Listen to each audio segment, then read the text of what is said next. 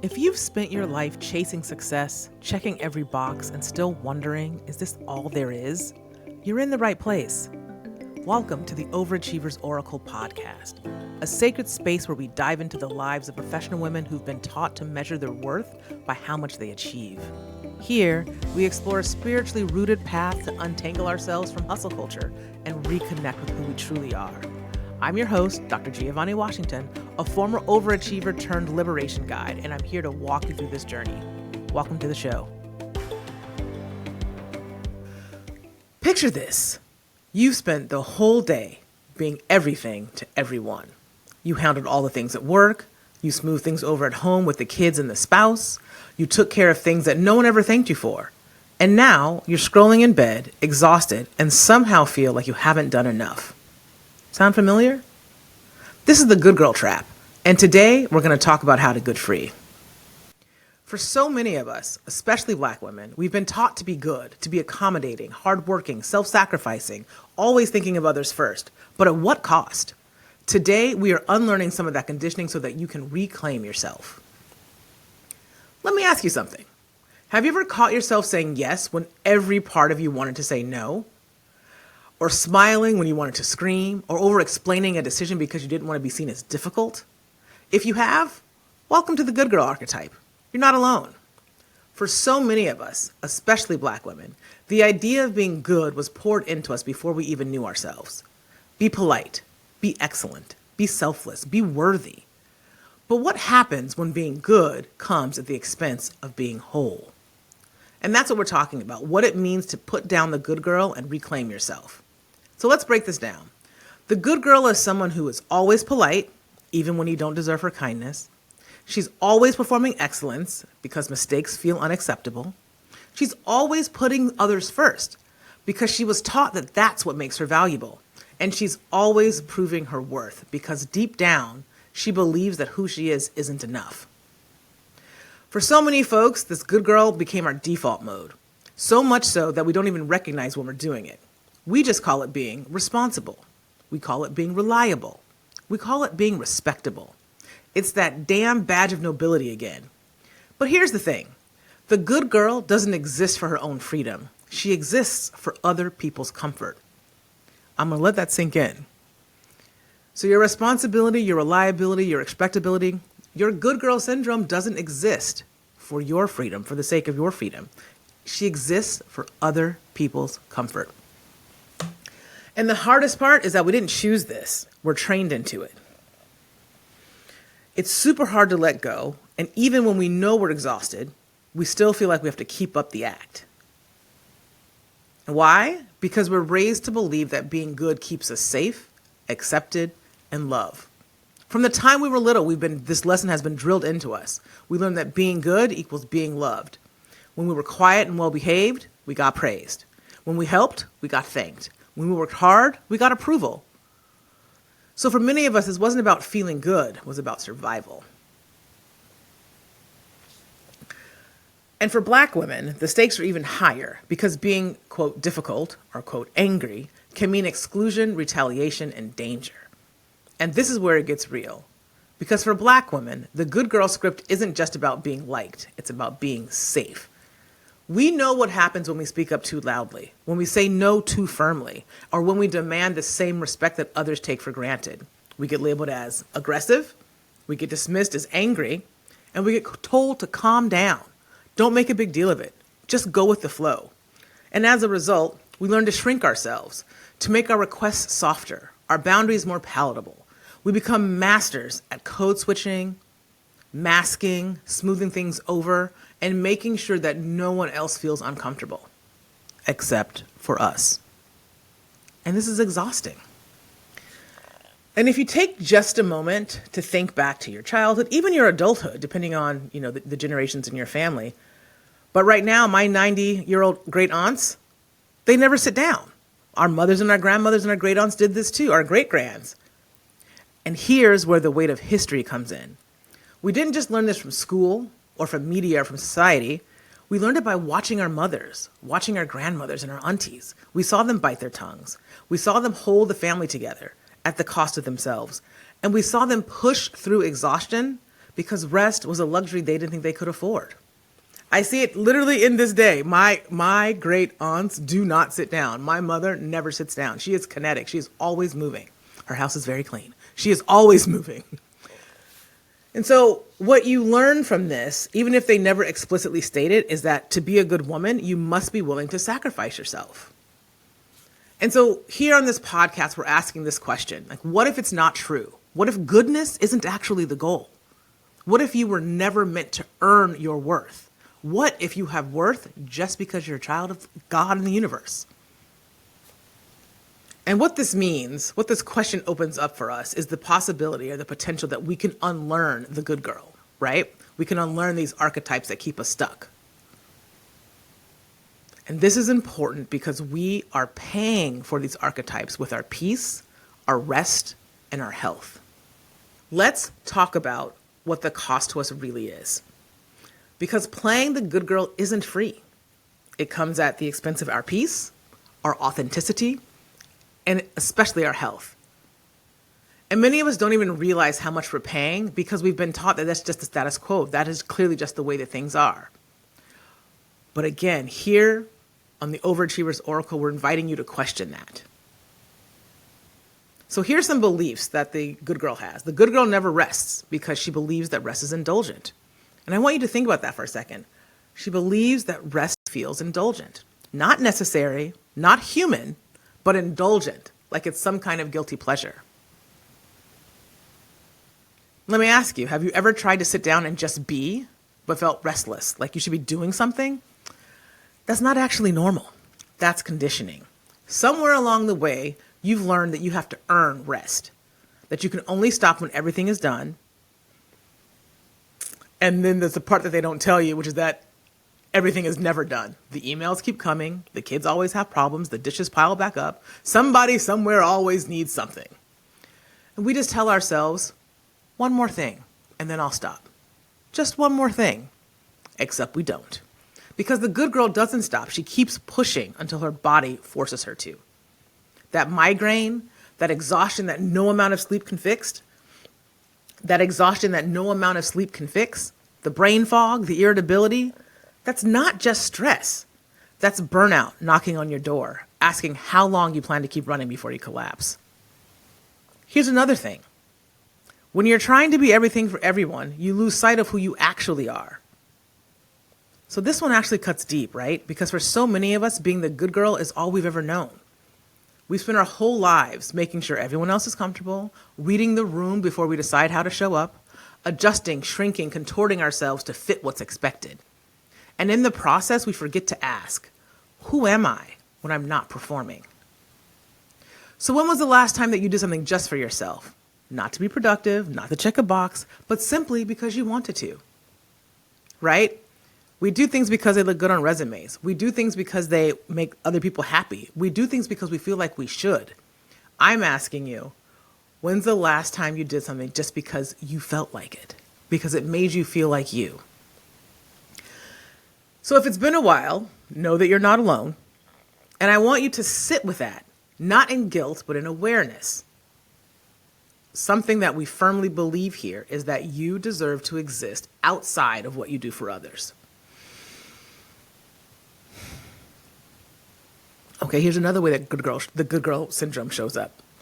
You know that feeling when you say yes to something and the second you do, you regret it? That's your body telling you the truth. And you know exactly what I'm talking about. As I'm saying this to you, I'm thinking of this thing that happened over New Year's Eve. I usually, because if you've heard other episodes, I found my boyfriend dead by his own hand on New Year's Eve. I don't know if I dated it, but it was a New Year's Eve about 20 years ago. And since then, I have given myself wide berth on New Year's Eve because I never know how I'm going to feel because the body remembers all of that. The last 10 years have been relatively uneventful and things have gone fine. This year, when we were invited to something, I said yes because it meant that my husband would have, friends to be with and that my kid would have friends to be with. I didn't really want to go. And the second I said yes, I was like, ooh, I don't actually want to go. But they weren't going to go without me. And I didn't want to, I was putting other people's needs first. So I went. Now, I made it through, but when I tell you I made it through, it wasn't an enjoyable experience. I didn't have a really good time. it wasn't even that I was actively thinking about this tragedy that had happened 20 years ago, but my body remembered, and my body needed to be still and quiet and not forced to be in a space where I was meeting new people and had to be polite. And, it sort of shocked me that I knew when I said yes that was the wrong thing to do and that I didn't change my answer. But this is something we do. We say, sure, I can do it. And then your stomach goes, ooh. My body it just closed up and said, no, this is not actually what you want to do. We're very trained to ignore what our body is telling us. Often that looks like, we're pushing down our feelings. And so then we ultimately end up feeling overwhelmed. We feel irritated, but we don't want to say anything. We're resentful. And I wasn't mad at anyone that I had to go to this event. Ultimately, it was a few hours. My kid and husband did have a great time. I didn't, and I should have stayed home. And next time I will. It was not. And if they don't want to go, that's on them. I can't be everything to all people all the time. It's not a thing, right? We have a choice. Unfortunately, we've been trained to believe that saying no makes us selfish and ungrateful. And that is a farce. It is not true. So this is the reason that so many of us are walking around with chronic stress, with anxiety, with resentment, with guilt. Here's the thing. If you recognize yourself in this, there's nothing wrong with you. As Resmaa says, you are not defective. There's something wrong with the expectations that were placed on you. So what do we do with this? Because knowing why we're exhausted is one thing, but actually changing the way we move through the world, that's where the work begins. So let's talk about it. How do we start letting go of this pressure? How do we begin to reclaim yourselves? So speaking of pressure, let me just go on this little tangent about, I think, the song called Surface Pressure from Encanto was sung by Luisa, the older sister, and it just encapsulates so perfectly in the first stanza how pressure is put on the eldest child and who is often also the good girl. She says, I'm the strong one. I'm not nervous. I'm as tough as the crust of the earth is. I move mountains. I move churches. And I glow because I know what my worth is. I don't ask how hard the work is. Got a rough and indestructible surface. Diamonds and platinum. I find them. I flatten them. I take what I'm handed. I break what's demanded. And then in the very next sentence, but under the surface, I feel berserk as a tightrope walker in a 3-ring circus. She goes on a couple of more lines and says, under the surface, I'm pretty sure I'm worthless if I can't be of service. And so, if you have a moment, take a look at those lyrics, go listen to the song. It's just so succinctly describes what I think so many of the people who suffer from the good girl syndrome, who often are eldest children, which we'll talk about in a moment. How do we let that pressure go? How do we let it go? So there's something, if you are an eldest daughter, this is familiar to you, right? This is not new. You don't have to be told. You just understood that you are the responsible one. This is something that was foisted upon you as soon as there was a second child. This is foisted upon you because your name gets called first when something needs handling. People turn to you in a crisis. And this follows you throughout your life, through your teenage years, through your young adulthood, and into your adulthood, into your relationships, your work, your sense of self. Like, it totally shapes your identity. It becomes a part of how you move through the world. It becomes a part of what people expect from you. Because when you're the strong one, when you're the dependable one, when you're the one who always comes through, people stop asking if you can handle it. They just assume that you will. And often you prove them right? So this is this vicious cycle that we get ourselves into. So there's this double burden of middle-aged women where you wake up one day and you realize that you're holding up everything. You're caring for aging parents because that's what good daughters do. And you're also taking care of your own children because that's what good mothers do. You're navigating a workplace that demands your emotional labor because that's what good employees do. And somewhere in between, you're wondering, wait, when do I just get to be me? And that's the reality for so many of us. The sandwich years suck. And it didn't, like I said, it didn't start now. This didn't just appear. This began in your childhood. So, who listening is the oldest daughter in their family? I see you. For many of us who were the oldest daughter in our families, we weren't just a child, you were also a second mother. You looked after younger siblings, you helped with meals, homework, and bedtime routines. You carried the emotional weight of the household. And this was not something that was necessarily asked of you, you were just expected to, right? Because as eldest daughter, you weren't part of the family, you were part of the support system. You were taught early that your worth was in how well you could care for others. So is it really a surprise that now, as an adult, you feel like it's your job to hold everything together?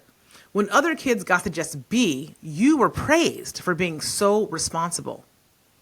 It's this positive feedback loop gone bad, right? The responsibility came at the expense of your own needs. And I'll say it again, while we wear it as a badge of honor, it is actually a sign of that false nobility. This is emotional labor that we never, ever signed up for.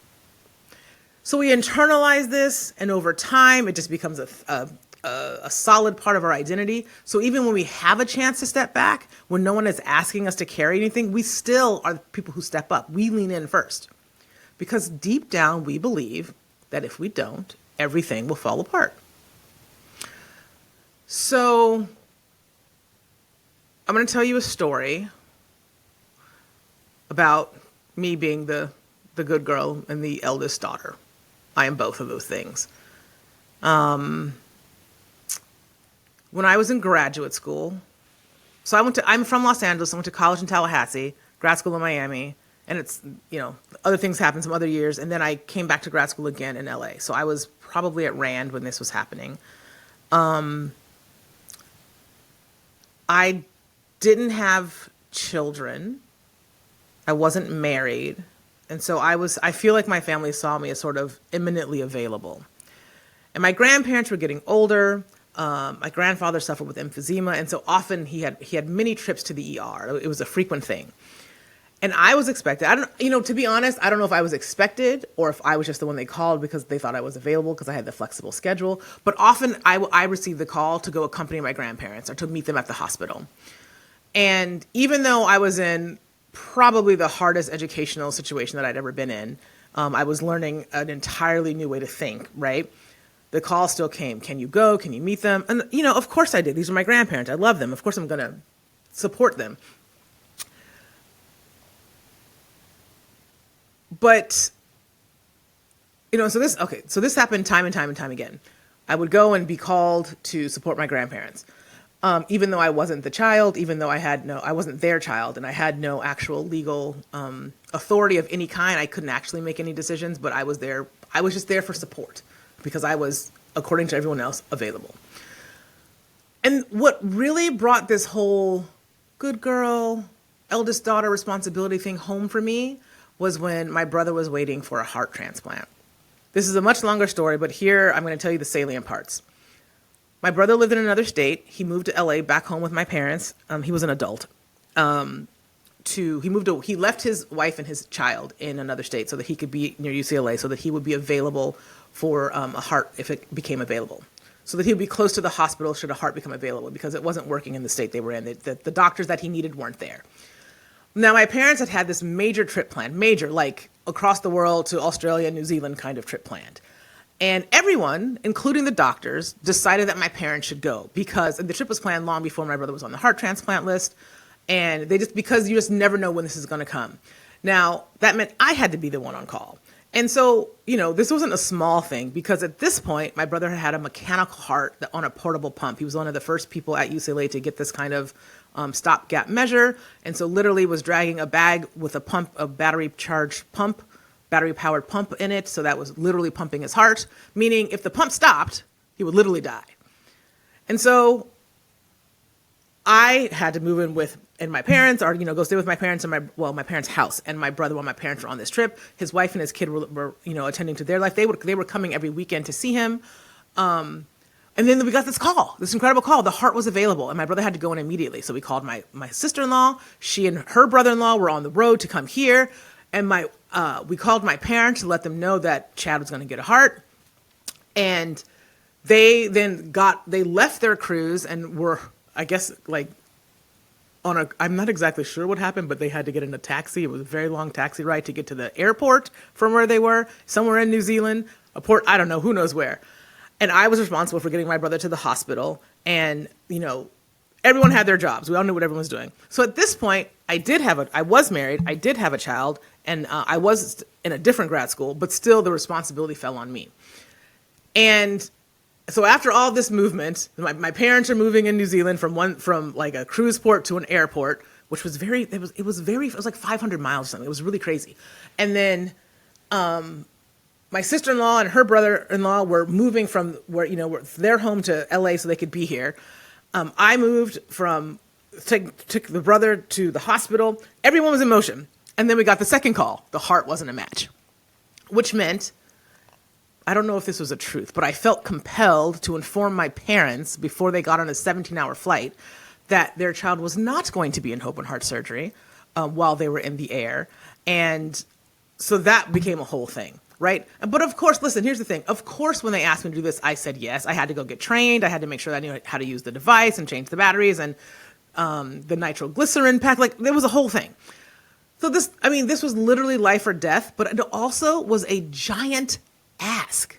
This was a giant ask that, looking back, should not have fallen on me alone. And I think it was in this moment that I understood that how being the responsible one isn't just a compliment, right? In fact, it's not a compliment. I think it's a burden.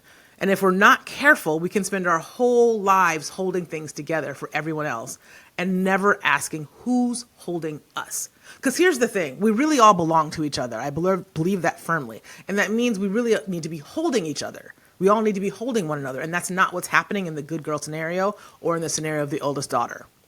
So if you're listening to this and you've ever felt like you're the one who has to hold it together, I want you to ask yourself, where did that belief come from? Who taught you that you weren't allowed to just be? And then, how do we start unlearning this? How do we start letting go of this weight we were never meant to carry alone? Well, first, you don't have to do it alone. Because unlearning these patterns, it's not just about knowing they exist. It's about taking deliberate steps to release them. It's about making a choice every day to let go of what isn't ours to carry. And doing that in community, with support, with guidance, because this just isn't about individual change. This is about collective liberation. So let's talk about how we begin. First, recognize that you were conditioned into this role. You weren't born believing you had to prove your worth. You were taught. And anything you have been taught, you can unlearn. You were not born believing that your value depended on how much you did for others. You were not born believing that that rest was something you had to earn. This was taught to you by family, by culture, by society, which means you can unlearn it. And the first step is recognizing patterns. So when you hesitate before saying no, pause, notice it. When you find yourself over-explaining a decision, catch yourself, notice it. When you feel guilty for resting, remind yourself. That's the conditioning talking. Because you cannot change what you don't see. And once you see it, you can't unsee it, and then you get to start making different choices. Step 2 is start prioritizing your own needs without guilt. You do not have to earn rest. Here's some small ways to put yourself first. Say no without over-explaining. Take breaks, real ones. Do something for yourself just because. Now listen, I know that this sounds hard. Well, I know that it feels hard. It actually sounds easy, but feels hard. And it's maybe difficult to implement, but this is how we make the changes. You're not being selfish. You're not being selfish. This is how you move from survival to thrival. Because the truth is, if you don't prioritize yourself, no one else will. And this doesn't mean necessarily making huge, giant shifts overnight. It means starting small. So the next time someone asks you for something that you truly don't have the capacity for, say no and don't explain yourself. I'm sure you've heard no as a full sentence, N-O, period. Or the next time you feel like you have to be productive to be worthy, sit still, take a breath, and let that feeling roll on by. And maybe once a week, try doing something just for you. Not because it's useful, not because it serves anyone else, just because you want to. Those impractical white towels, go buy them. So here's where community comes in. Because unlearning this alone, it's hard. But when you're surrounded by people who are also reclaiming their time, their energy, their rest, you start believing that you deserve it too. Okay, let's talk about success for step 3. We talk a lot in the Overachievers Oracle podcast and also Liberation Alchemy about redefining some of these big terms like success. Success typically means the praises that you're receiving. We think success is more about how you feel in your life. Being liberated, having liberation means allowing yourself to take up space, to rest, and to be seen in your fullness. Because for most of us, success has always been defined by what we do for others. It's about being the reliable one, being the strong one, about being so capable that no one even considers that you might need help. But what if success wasn't about external validation? If it's not about how much you achieve or how much you give or how much you handle alone, but in fact, it was about how free you feel. Not just financially free, not professionally successful, but deeply free in your spirit, in your body, and in your joy. This is the redefinition that we're moving toward, because rewriting your relationship to success, rest, and worthiness, that's a revolution. And revolutions are never meant to be done alone. Okay, step 4, we need you to let go of the idea that you must be perfect to be worthy. Messy and real is way better than perfect and hollow. The real you is more than enough. Because perfection is a trap. It keeps us stuck. It keeps us overworking. It keeps us tired of getting it wrong. And listen, this is a lifelong process. You will mess up. You will take on too much, and you will slip back into old patterns. But that doesn't mean you failed. It means you're human. And the goal, not even the goal, the threshold that we're walking toward, it isn't to be perfect at unlearning. It's to keep coming back to yourself, to your needs, to your freedom, to your right to be here exactly as you are. And this is why you don't take the journey alone. You need people around you who will remind you when you forget, when you fall back into the old stories, when the world tries to convince you that your worth is in your labor. You need people who will say you are already enough. And that's why I do this work. And that's why community spaces, guidance, and structured support matter. Because this is what it truly means to be liberated. So for this episode, I have a little homework. Yes, I know the irony that I'm giving homework to overachievers. But it's this. I would invite you to pick one way that you're going to put yourself first this week. Not 10, not 5, just one way. And if you're feeling bold, DM me at Black Goddess Within on Instagram and tell me what it is. I really want to hear from you. I'll see you next time. And until then, take up space, say no when you need to, and remember, you don't have to be good to be free.